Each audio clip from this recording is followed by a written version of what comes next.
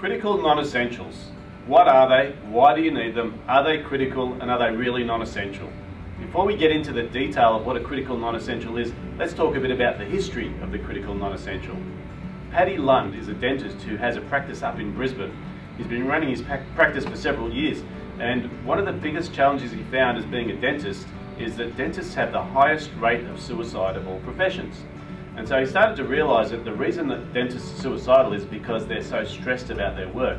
So he wanted to go about changing things, and he started to realise that the way to change things is to actually make sure that you can charge more for your service, have less stress about people complaining about things, and just have a happier work environment.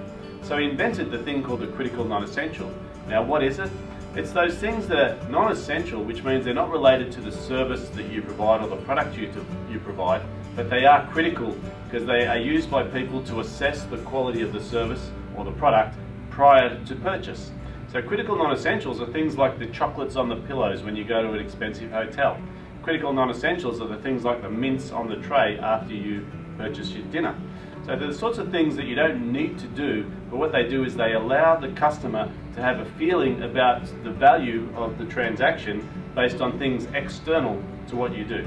So we really want to start thinking about what are the critical non-essentials in your business and how can you apply them so that people are feeling like they're getting high quality service even prior to getting the service.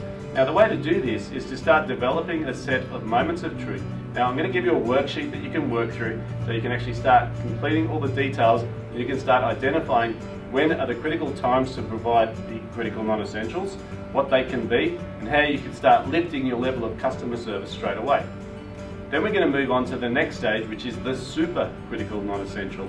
Now if you think about the critical non-essential as improving conversion rate, super critical non-essential is the thing that's going to get people talking about your business when they're not even there. Now the way Paddy Lund did this in his practice is that he actually started by putting a coffee machine into his front counter. Now we're not talking a little espresso machine here, we're talking about a fully blown, big handled, big brass bells and whistles coffee machine. And the reason he put it in there is because he loves coffee. But the funny thing is, it cost him about $10,000 to plumb this into the reception desk. And whenever people come in and ask him, and they say, how can you justify putting a $10,000 coffee machine into your reception desk? He goes, you know, the funny thing is, I've got a $40,000 x-ray machine out the back and over $10,000 coffee machine out the front.